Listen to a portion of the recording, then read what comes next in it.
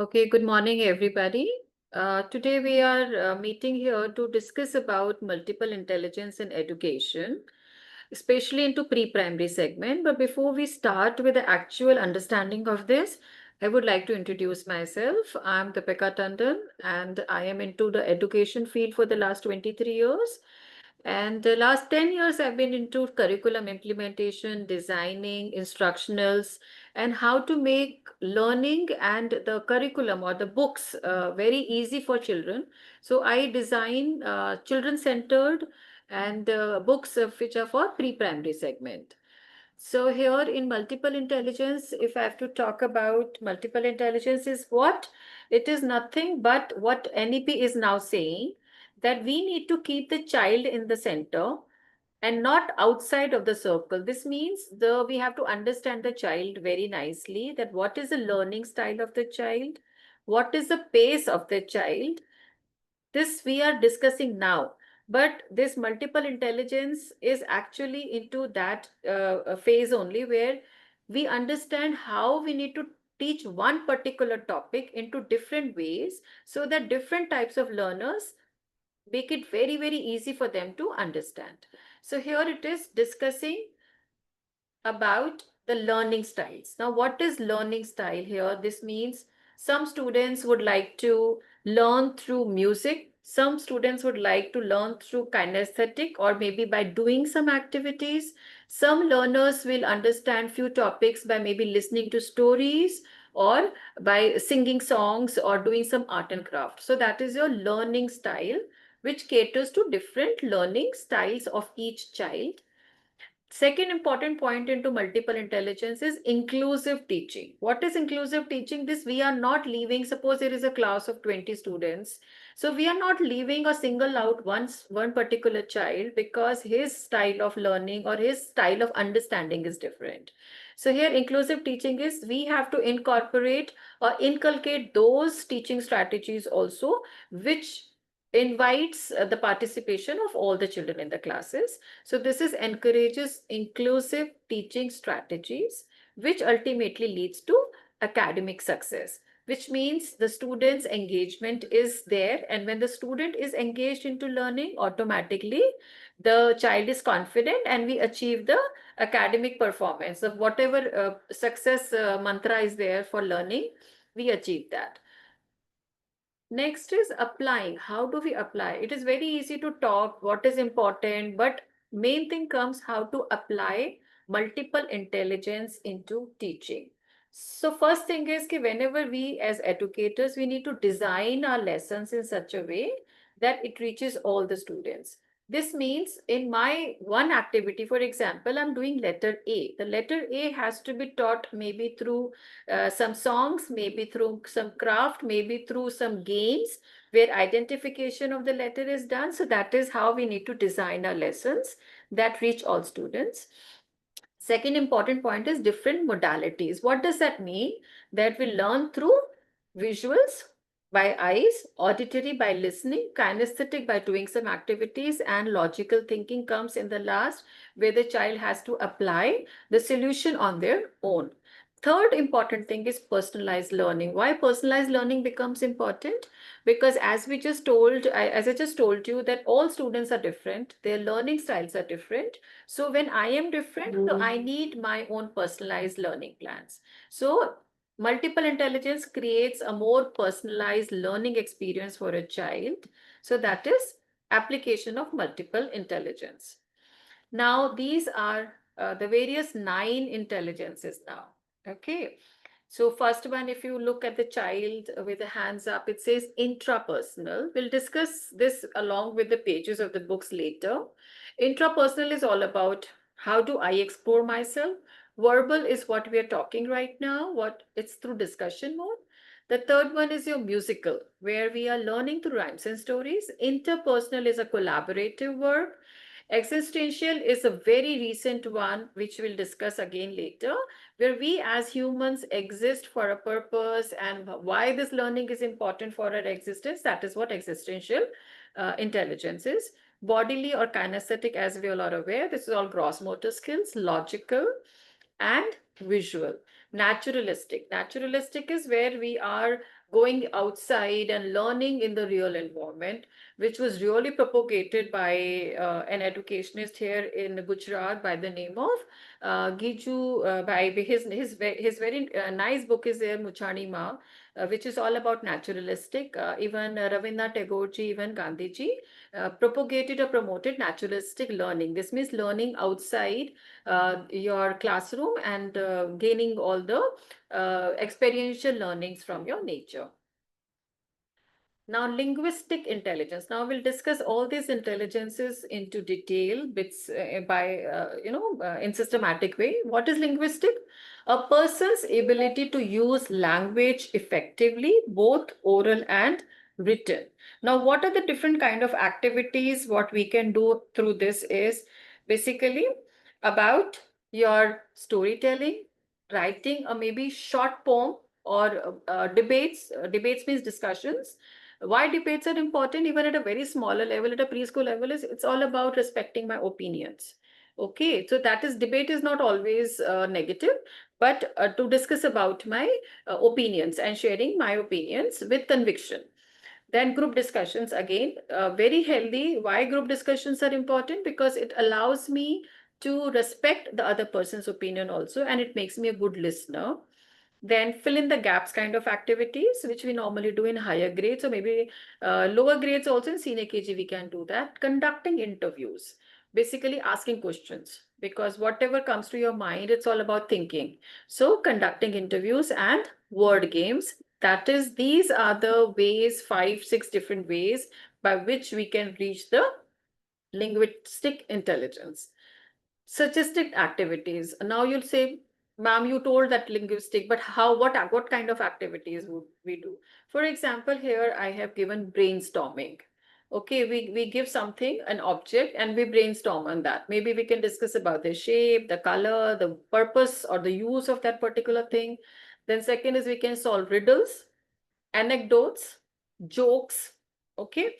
Then crossword puzzles, debates, discussions, giving and listening to lectures, and a lot of speaking activities. Speaking activities maybe through some small flashcards. We can give maybe a flashcard of a visit to the airport and let the child speak about it, or maybe a small object like a shoe. That what is the purpose of the shoe, or what is the size, what is the color, what is the use. So all these small speaking activities we can give it in the classroom for a child to speak. So these are the linguistic intelligence. How this is done, how you can put these things in your books or in your worksheets is like this. It is a kind of a crossword. Crossword is where you have to decode the picture, identify the name of the picture, and then figure it out by the numbering where it is given. This is designed for level 2. This is your junior KG. Now finding the words in the grid, again, it is very, very important because a lot of concentration is required when you need to figure it out, the words from the given puzzles. So these are the some activities you can do in the classroom. Second is your logical. Logical is also mathematical intelligence, which is again around us. Mathematics is all around us. So good at using numbers, solving problems, enjoy facing new challenges in life. What are the activities you can do here? Is compare and contrast activities. Then creating and breaking codes, which is the most essential need in the market right now. Solving logical puzzles, charts for reading, trees. Trees can be a big learning tool because trees can be done with maybe, the thickness, the number of leaves, or the height. Okay, and all these things can be done through trees. Then questionings, scientific demonstrations, doing mathematical operations of maybe plus, minus, divide, and multiply, and then logical sequencing presentations. How you do it? Suggested activities I've written here. For example, in a real life scenario, a rooster lays an egg at a very top of a slanting roof. Now there are 2, 3 things involved here.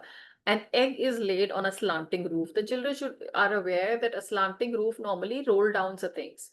Okay, which side is the egg going to roll off on? So again, this is a thinking question. How many apples can fit into this empty basket? So the size of apple is given. So these are all thinking questions which can be done into mathematics.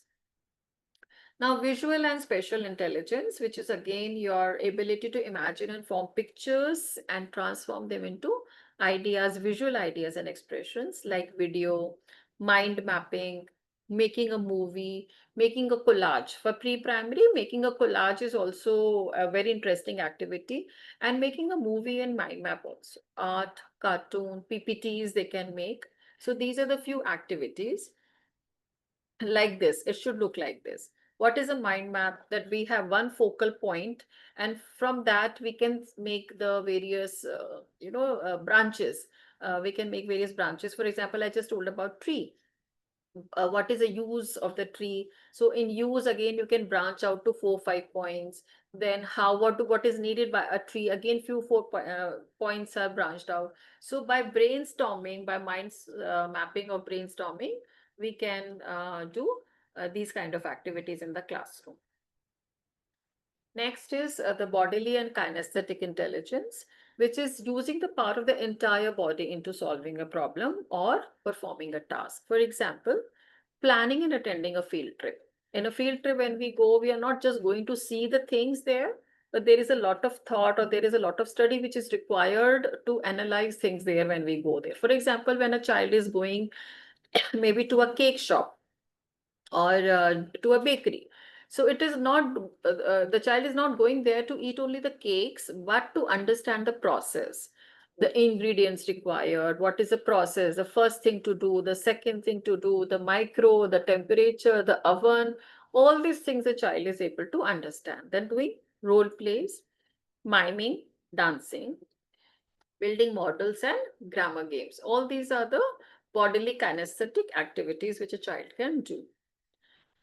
Now, I've given some suggested activities here, like formation is standing at desk, no equipments are required. Now, this is a child is imagining. Teacher reads sentence to class, have students act out each sentence for 30 seconds. For example, I can say, quack like a duck. Okay, so a child will enact that. So here the listening is required, and the child is able to perform the task after listening. Musical intelligence, again, a very, very powerful tool for a child to learn something new, which he is, if he has a musical intelligence. For example, singing songs, then humming, whistling, jingles, and jazz. For example, whenever we are doing poem, or say here this poem is about plants. Now, through poem, the child is learning the farmer plants the seeds. So, what is a seed? Who plants it? The farmer plants a seed. Then what happens? The sun comes out to shine. So, a seed needs a sunshine. So, all these things are scientific also, but a child is learning through the rhymes.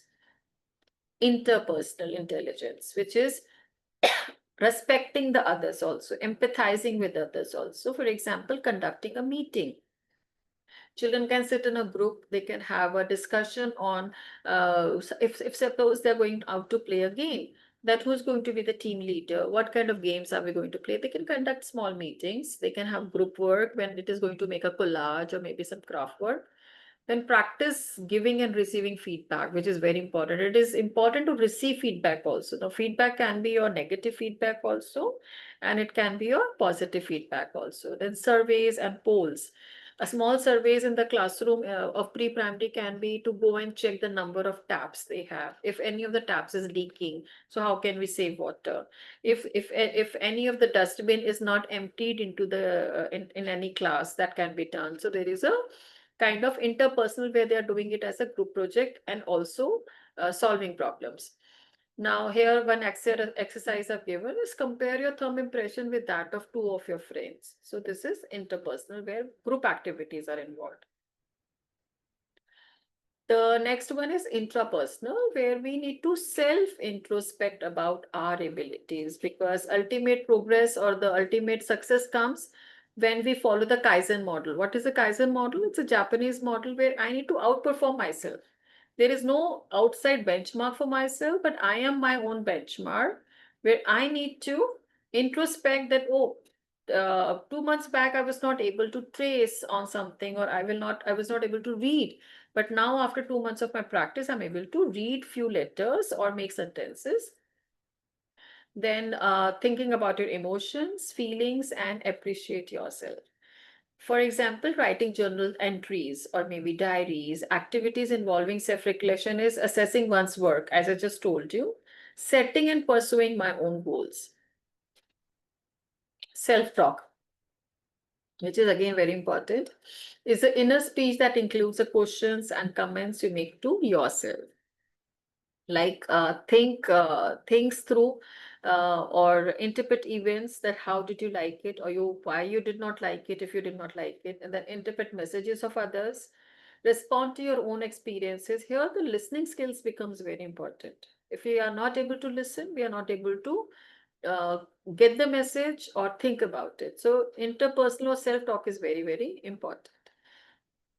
Naturalistic intelligence is nothing but our abilities and skills to observe, recognize, analyze the natural world that includes the flora and the fauna. This means respecting my nature, learning vocabulary, exploring outdoors, but in English, or maybe vernacular, because now we our focus is on understanding. So a child understand better. In the first phase is always through vernacular or my local language, then shopping and other field trips, collecting plants to learn appropriate vocabulary, field trips to museums or any other place which the school suggests, then involvement in environmental protection projects.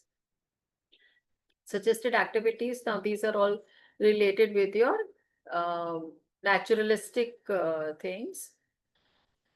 Okay, now this is what I wanted to discuss, existential intelligence. This is our sensitivity to our existence, asking questions about our life and where have we originated from and where do we go. Here, this means respecting your culture, cultural lessons on different societies, contemplating different religious beliefs, but with a reasoning. Because these days people are becoming very, very sensitive towards religion, though it was not like this earlier. But now the sensitivity towards respecting religion is also important. Then thought-provoking activities on challenges and sequences of lifestyle choices. You know, yesterday only I was making some things about needs and wants, because in financial literacy, when we have to teach children, so it is very important to make them understand what is need and what is want. Need is something which is important, essential. So all these lifestyle things we should teach small children at a very young age. Like, what are the activities? Hide puzzle pieces in different places in the classroom. Ask students to find the pieces and put them together on the board. This game can be played like a treasure hunt. Then collect supplies, then deliver and volunteer at an animal shelter nearby. We can do that. So this creates my inner self, recognizing myself. Then choose an area and keep it clean from garbage. So that becomes your zone. So you take care of your zone yourself. Suggested activities. A cat likes sleeping, a cat doesn't like sleeping. Choose what is right after observing the picture. A cat likes playing, a cat doesn't like playing. A cat likes bathing, a cat doesn't like bathing. So these small, small activities can be done in the preschool. Now, how about you?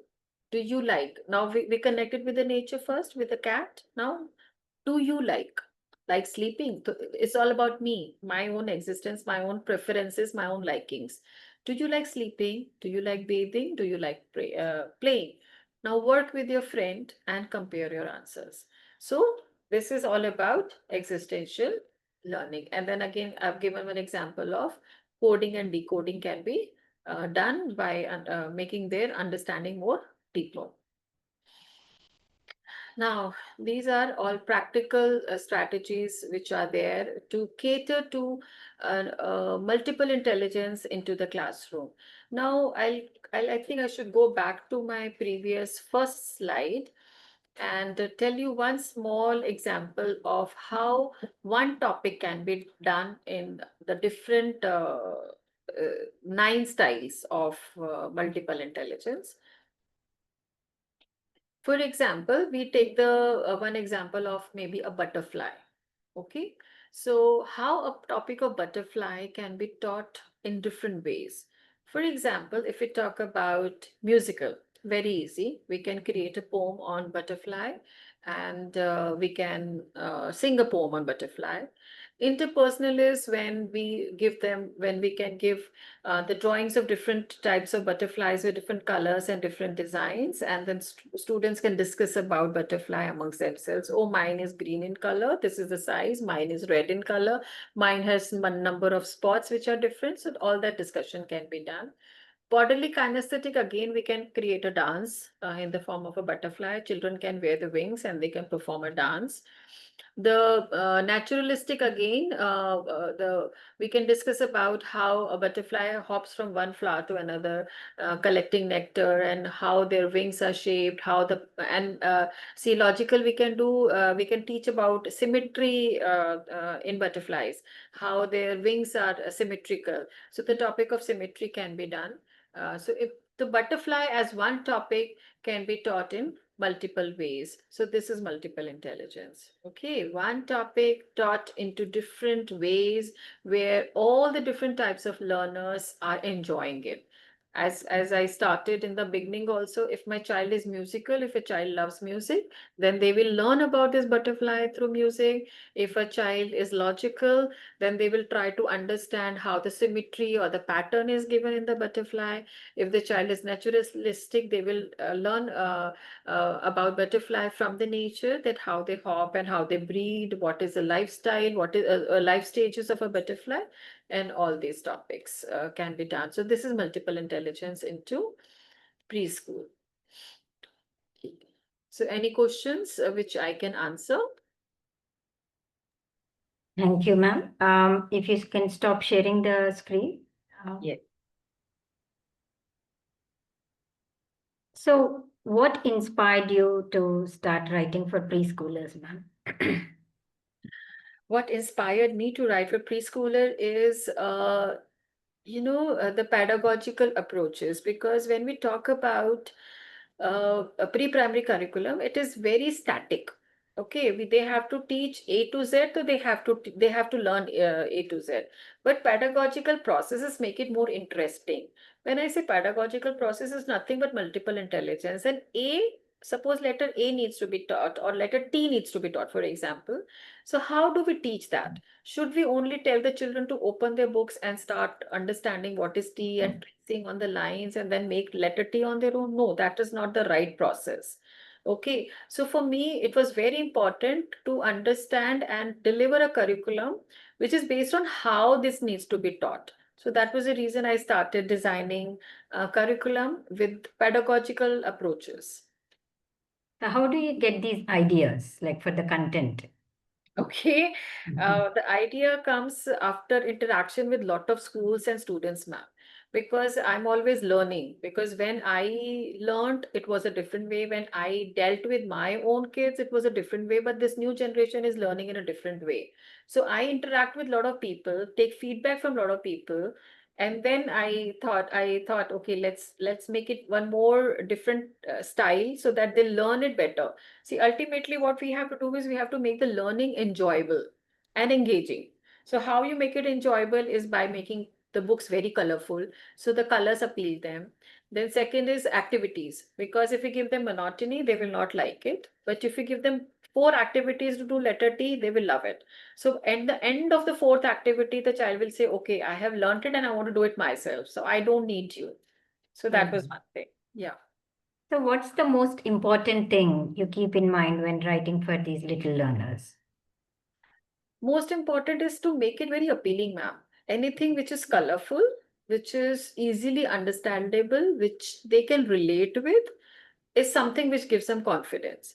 So as soon as they open the book, they should love it. Okay, and how they love it is by looking at the colors, the images. So the visual appeal has to be there in the books. Yes, the illustrations, I think they help a The lot. illustrations help. Yes. So, ma'am, can you talk more about your peekadoodle and fun for Ninos?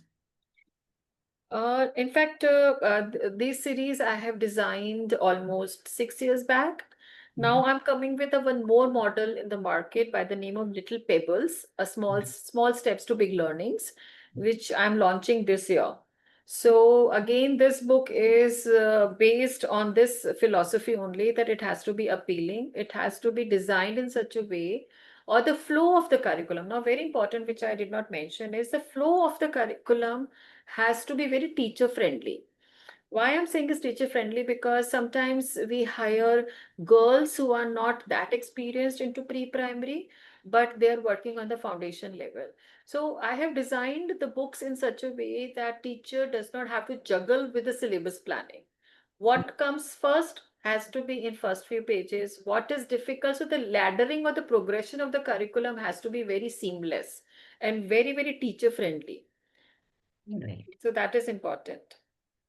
So, what's the importance of storytelling in this early childhood education, ma'am? My God, a very important question. My multiple intelligence started with that. Mhm. Storytelling is something where a child will not forget it. If you teach anything with rhymes and stories, they will never forget it. But if you teach in a very rote way, they will forget it. See, if I have to teach them numbers at a very primary level, so one, two, buckle my shoe, they will remember it. Okay, when we sing, they remember the numbers. A, B, C, D, they will remember through poems. Any value based, as I just told you about science thing, also plant example I gave you, right? The plants, teaching the plants through science, through stories, through rhymes. So again, there's no question asked about it, that what is importance of story. It is the most important element. Right. So, being in India, ma'am, I believe like most of your books are, read and taught by the Indians. So, how do you incorporate Indian culture and values into your stories?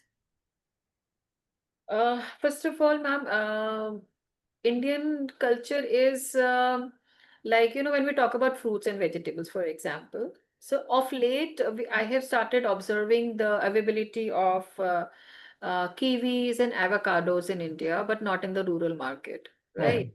So we have to ensure that whatever local products are available, we ensure that these products, the pictures of these products are taken from their local scenarios and then put in the books. I cannot have, maybe escalated. While teaching letter E, we emphasize that we should not go beyond phonics because E is a vowel, right? Mhm. And we cannot teach them eight because it is not the right sound when we are teaching about sound. So there is a word called escalator. But if I put this picture in my book, it's not going to solve the purpose into my uh, areas where my students have not seen escalator. So we have to ensure that whatever content we're writing or we are designing, we have to keep the Indianness in mind first. Right. Yeah. So, ma'am, this is the digital era and the Gen Z. Okay. How do you think technology is changing the way the Gen Z kids are learning? And how do your books fit into this? Yeah. So we have an LMS platform, okay, Mm-hmm. where this entire content is into digital form also. Because sometimes, the learning happens in the school for maybe 3 hours or maybe 4 hours, but the majority of the learning is with the parent at home, where I am not propagating a very big screen time, but yes, some screen time is important where we can lock it. There are features now we can lock the duration of the learning for 15 minutes and give it to the child. There is no question about not using technology, because if we have to create a global citizen, so we Yes. have to go with technology and books in hand. Yes, we have to go with the flow. Yeah, we have to go. Yes. So coming to the challenges, ma'am, did you face any challenge, while writing as a children's books author, and how did you overcome it?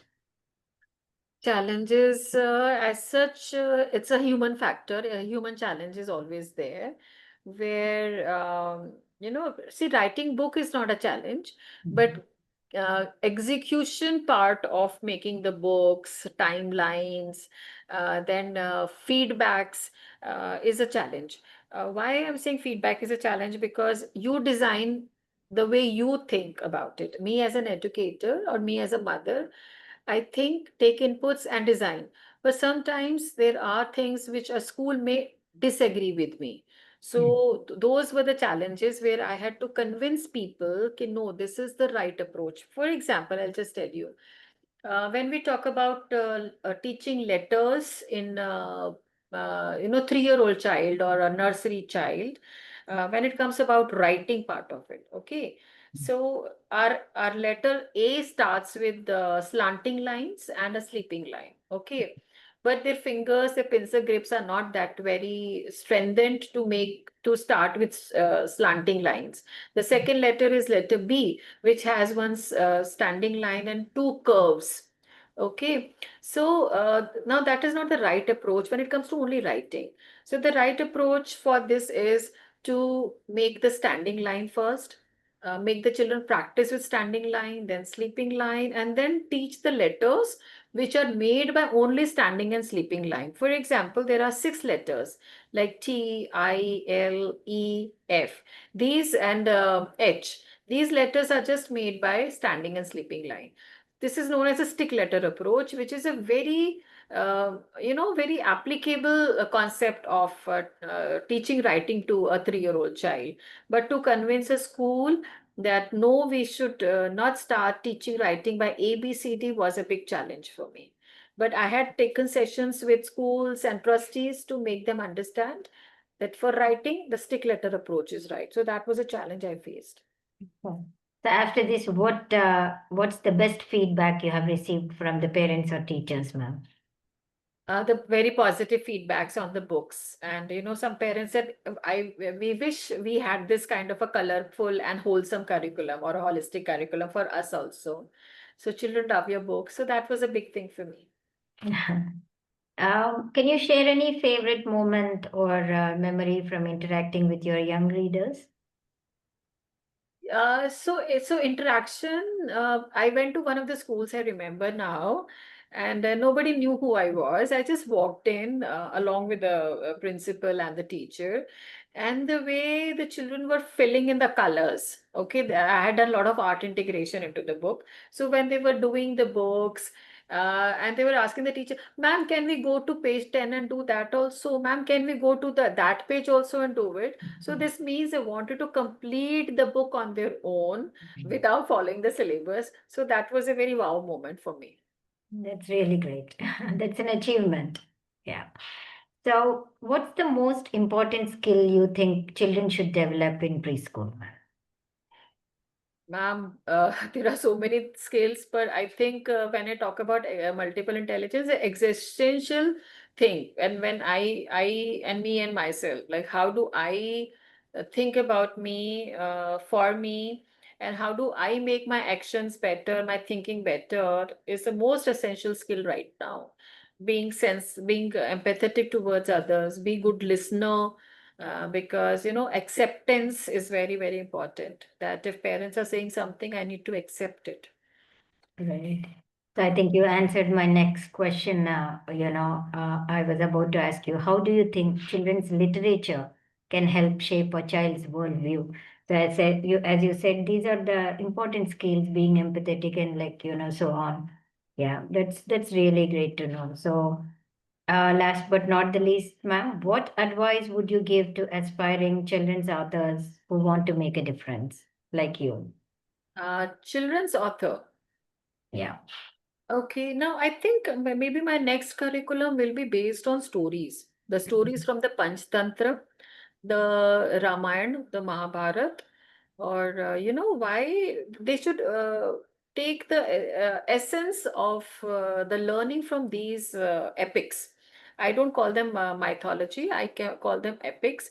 The Panchtantra is a big treasure where we teach them morals. We can teach anything with our stories, with the Indian stories, which are full of wisdom. Right. So Ramayana, Mahabharata, then definitely Panchtan stories. This year, when my new curriculum is coming by the name of Little Pebbles, I have incorporated the stories from Panchtantra and made puppets also. So it is a toy based pedagogy. So Mhm. yeah, the base has to be very strong, and around that Mahabharata or that Ramayana, we can teach puzzles, we can teach mathematics, we can teach any subject. And my next vision is that I think I should do that. You will do it, ma'am, definitely. So, School Journal of Education and schoolreformer.com, thank you for the talk and for patiently answering all the questions, ma'am. It's my Before, pleasure. It's before my I pleasure. end this session, anything else you want to mention, ma'am? No, it's just my pleasure. And I wish we could connect with more people, like-minded people, and exchange ideas. So I'll suggest if you can have next sessions where we can have a brainstorming, intellectual grown-up brainstormings and how a pedagogical approach has to be revised for new generation. Right. We'll keep that in mind. Thank you. Thank you for sharing your knowledge on our platform, ma'am. I'll end the session now. Thank you so much, ma'am.